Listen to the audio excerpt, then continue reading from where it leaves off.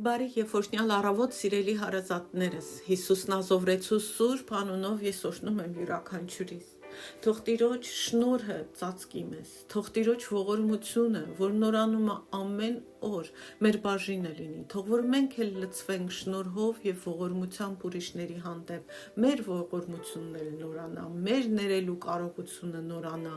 մեր ապաշխարությունը նորոգվի ու նորանա եւ մենք Աստծո առաջ կանգ ծնկենք նրա առաջ եւ մեր գոհությունը բերենք նրան եւ հիշենք, որ նա է մեր փրկության Աստվածը։ Հիսուսի անունով աղոթեցի, ամեն։ Վերադառնում ենք Հռոմեացիների նամակի մեկնաբանությանը ըստ իմ հովիվ Էբո Էսելի, նախկին դասերը դուք լսեք, իսկ այսօր խոսելու ենք Հռոմեացիների նամակի առաջին գլխի 9-ից 10 խոսքերի մասին, որտեղ Պողոսը ասում է. որովհետև վկա է ինձ Աստված, որին ես ծառայում եմ իմ հոգով, իր որդու ավետարանը քարոզելով, թե ինչպես եմ անդադար հիշում ձեզ, ամեն ժամ իմ աղոթքներում աղաչելով, որ գուցե ինձ երբևէ հաջողվի մի անգամ Աստծո կամքով ձեզ մոտ գալ։ Աստված է իմ վկան, կամ վկա է Աստված։ Պողոսը ընդգծում է, որ Աստված իր վկան է։ Աստծուն վկա կանչելը շատ լուրջ հայտարարություն է, որտեղ եթե դու ստես, դա նշանակում է, որ ասում ես, թե Աստված աջակցում է քո ստին, ու մենք չենք կարող Աստծո անունը այդպես օգտագործել։ Բայց այստեղ Պողոսը դա է ասում, որովհետև վկա է ինձ Աստված, որին ես ծառայում եմ իմ հոգով, իր որդու ավետարանը քարոզելով։ Կրկին տեսնում ենք, որ Պողոսը շեշտադրում է, թե ում մասին է ավետարանը, ում մասին է բարի լուրը, Աստծո որդու Հիսուս Քրիստոսի մասին։ Թող սա խորապես նստի մեր մեջ, չկորցնենք մենք դա, որ ավետարանը Աստծո որդու ավետարանն է։ Երբ մենք գնում ենք ավետարանը քարոզելու, կիսվում ենք ավետարանը, ինչպես հիմա ես եմ անում, մենք մարդկանց կանչում ենք դեպի Քրիստոսը։ Ես հիմա ձեզ կանչում եմ դեպի Քրիստոսը։ Մենք մարդկանց չենք կանչում հեշտ կյանքի։ Մենք մարդկանց չենք կանչում ժամանակավոր ազատության։ Ոչ, մենք մարդկանց կանչում ենք դեպի Քրիստոս։ Ինչու՞, որտև ավետարանը նրա որդու ավետարանն է, նա է բարի լուրը,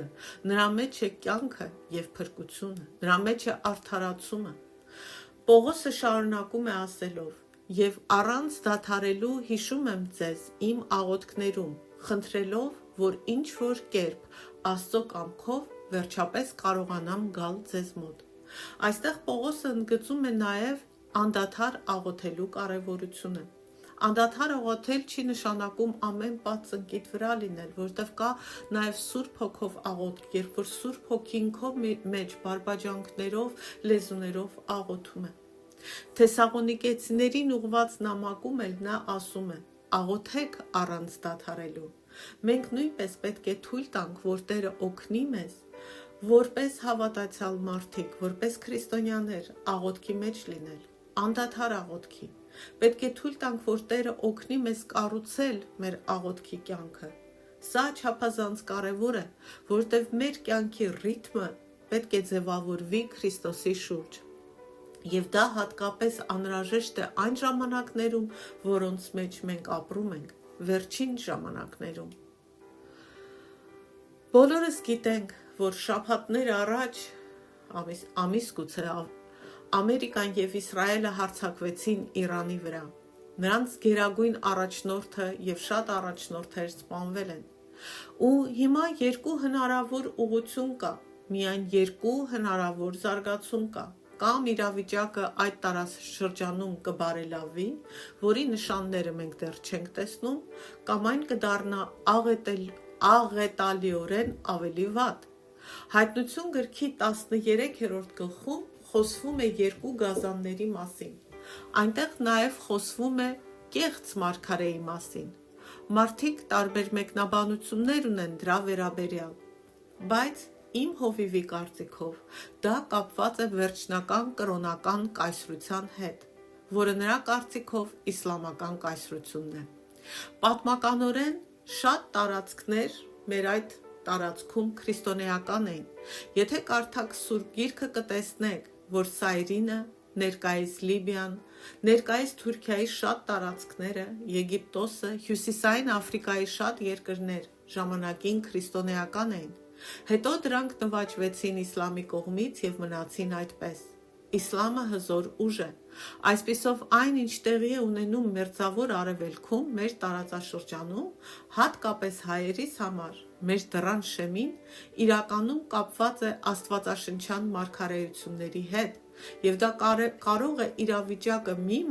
մակարդակից տեղափոխել մյուս մակարդակի մի ակնթարթում, տանելով ավելի խորը էսկալացիայի։ Օրինակ, մեր հարևան թուրքերը ակտիվորեն աշխատում են Օսմանյան կայսրությունը վերականգնելու ուղղությամբ, և դրա որոշ մնացորդները դեռ գոյություն ունեն։ Այս բոլոր բաները տեղի են ունենում, գիտենք թե չգիտենք, հավատում ենք թե չենք հավատում, բայց սրանք տեղի են ունենում և սրանք աստվածաշնչյան մարգարեություններ են։ Հարցը սա է, ինչպես պետք է արձագանքենք մենք, որպես Աստծո ժողովուրդ։ Հարցը չի վերաբերում միայն հայերին, այլ ամեն քրիստոնյայի, ինչպես պետք է արձագանքենք, որպես հավատացյալ քրիստոնյաներ, ինչպես է Սուրբ Գիրքը կոչանում մեզ արձագանքել, ինչպես է Հիսուսը մեզ կոչանում արձագանքել, ինչ է սովորեցնում Սուրբ Գիրքը, եկեք տեսնենք։ Մատթեոս ավետարանի 26-րդ գլխի 41 խոսքում Հիսուսն ասաց. «Արթուն կացեք և աղոթեք»։ Արթուն կենալը նշանակում է հետևել այն բաներին, որոնք տեղի են ունենում աշխարհում, բայց Սուրբ Գրքի տեսանկյունից և աղոթել դրանց համար և դրանց դեմ։ Ղուկաս 21:34-ում Հիսուսն ասաց. «Զգույշ եղեք ձեր անձերի համար, գուցե ձեր սրտերը ծանրանան զեխությամբ, հարբեցողությամբ և այս կյանքի հոգսերով, ու այդ օրը հանկարծակի ձեր վրա հասնի»։ Այսինքն Հիսուսը զգուշացնում է. մի տրվեք զեխությանը, մի տրվեք հարբեցողությանը և մի տրվեք կյանքի հոգսերին, որպեսզի վերջին օրերը ձեր վրա հանկարծակի չգա և դուք չկործանվեք։ Հիշեք, Հիսուսը այս խոսքերը ասում էր վերջին ժամանակների մասին խոսելիս։ Վերջին ժամանակներում կյանքը ավելի դժվար կլինի։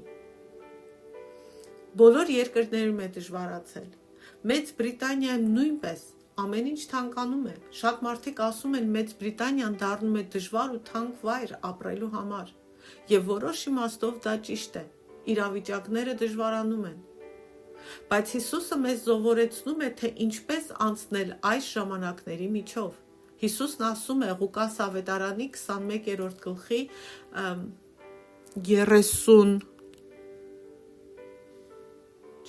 36 խոսքում. «Ուրեմն արթուն կացեք ու ամեն ժամ աղոթեք, որ արժանի լինեք փրկվելու այն ամենից, որ տեղի է ունենալու և կանգնելու մարդու որդու առաջ»։ Սրանք Հիսուս Քրիստոսի խոսքերն են։ Տրամաբանորեն սա նշանակում է, որ վերջին ժամանակներում հավատացյալները, եկեղեցին, պետք է ավելի շատ աղոթի, որպեսզի կարողանանք անցնել այն ամենի միջով, ինչի միջով պետք է անցնենք, հավատարիմ մնանք Տիրոջը, կատարենք այն, ինչին նա մեզ կանչել է, և նաև պատրաստ լինենք կանգնելու Հիսուս Քրիստոսի առաջ, երբ նա վերադառնա։ Հիսուսը մեկ այլ տեղ ասաց. «Երբ վերադառնամ, արդյոք հավատք կգտնեմ։ Երբ Քրիստոսը գա, արդյոք իմ ու քո մեջ հավատք կգտնի, թե մենք կլինենք անունով քրիստոնյաներ, բայց իրականում անհավատ»։ Վերջին ժամանակներում երկու հիմնական իրականություն կա։ Առաջինը՝ վերջին օրերի իրադարձությունների միջով անցնել հավատարիմ մնալով Տիրոջը, և երկրորդը՝ պատրաստ լինել նրա վերադարձին։ Սա հրահանգ է Հիսուս Քրիստոսից։ Եվ Հիսուսն ասում է, որ դա կատարվում է աղոթքի միջոցով։ Աղոթքն է, որ մեզ պատրաստում է այս ամենին։ Աղոթքն է, որ մեզ տալիս է այդ զորությունը, կարողությունը հաստատուն մնալու և հավատարիմ մնալու Տիրոջը և պատրաստ լինելու նրան հանդիպելու։ Հռոմեացիների առաջին գլխի 9-10 խոսքում էլ Պողոսն է ասում. «Ես չեմ դադարում աղոթել ձեզ համար»։ Եվ մենք նույնպես չպետք է դադարենք աղոթել ինքներս մեզ համար, միմյանց համար, բոլոր քրիստոնյաների համար։ Եվ այս կործանվող աշխարհի համար Տիրոջ ողորմությունը կանչելով։ Մենք բոլորս պետք է աշխատենք, որպեսզի աղոթքը աճի մեր կյանքում։ Ասեմ մի բան, աղոթքը ծանր աշխատանք է։ Աղոթելը խաղ ու պար չի, այն պահանջում է հավատարմություն եւ զոհողություն։ Օրինակ, որպեսզի վեր կենաս առավոտ շուտ աղոթես, դա պահանջում է, որ քունդ զոհաբերես, պայքարես գուցե մրսելու դեմ, հոգնածության դեմ, գուցե վատ տրամադրության դեմ եւ այլն։ Բայց պետք է արթնանալ եւ աղոթել, որտեղ դա անհրաժեշտ է։ Դա անհրաժեշտ է քեզ համար, քո ընտանիքի համար, քո երկրի համար, քո ազգի համար։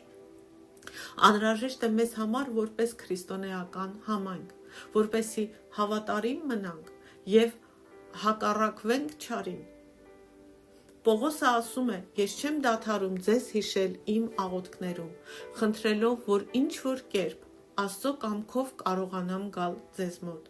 Գիտեք ինչպես Պողոսը վերջապես հասավ Հռոմ։ Հիմա կասեմ, նա մինչև դարձի գալը երբեք չէր եղել Հռոմում։ Նա աղոթում էր, որ Աստծո կամքով մի օր հասնի Հռոմ, որ այնտեղի քրիստոնյաներին էլ Աստծո փառքը կիսի, Աստծո ուսուցումը տա, Աստծուն վկայի։ Բայց իր ասացի մեջ երկու կարևոր բան կա։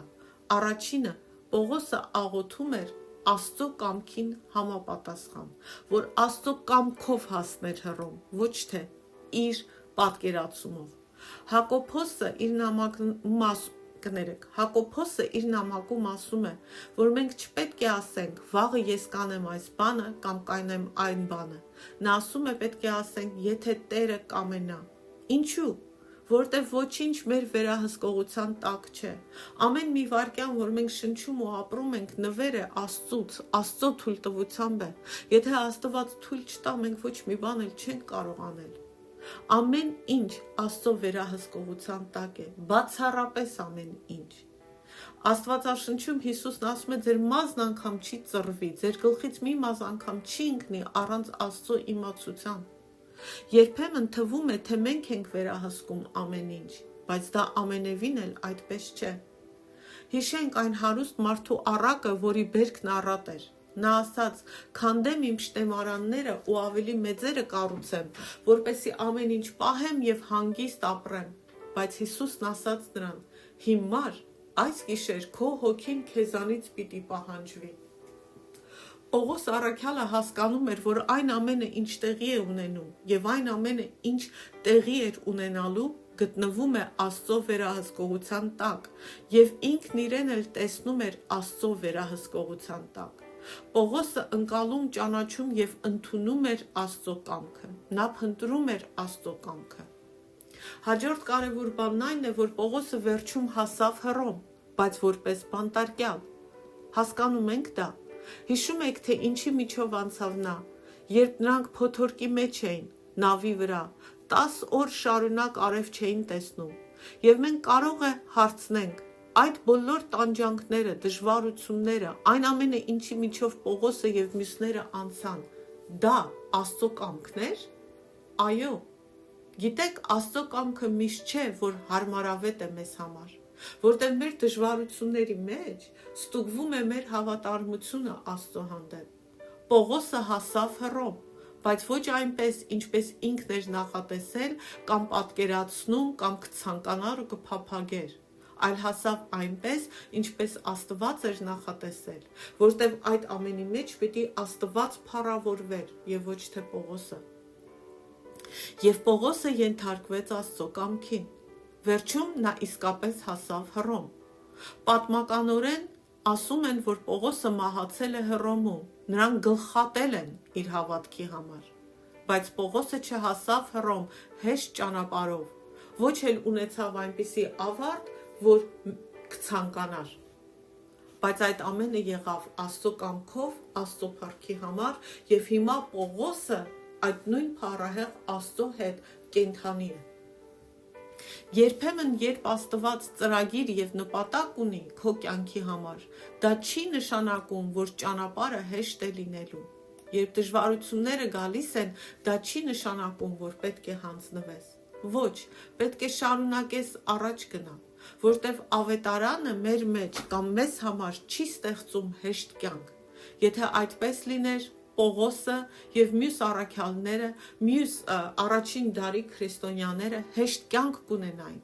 Ավետարանը մեր մեջ ստեղծում է հավատարմություն Հիսուս Քրիստոսին եւ կարողություն դիմանալու եւ ենթարկվելու նրա կյանքին մինչեւ վերջնական հաղթանակ։ Աստված օրհնի ձեզ, Հիսուսի անունով թող ճշմարտությունը մտնի մեր սրտի մեջ, թող ամեն հակառակություն Տերն իր զորությամբ քանդի ու պարալիզացնի, թող գոռոզությունը, ամեն այդ ամրոցները կեղծի ու ստի մեր մեջ դրված քանդվեն եւ Հիսուսի ճշմարտությունը հաղթի մեր մտքում եւ մեր սրտում եւ մեր կյանքերը բերի հնազանդության Հիսուս Քրիստոսին։ Ամեն։ Վաղը Աստծո շնորհով կշարունակենք։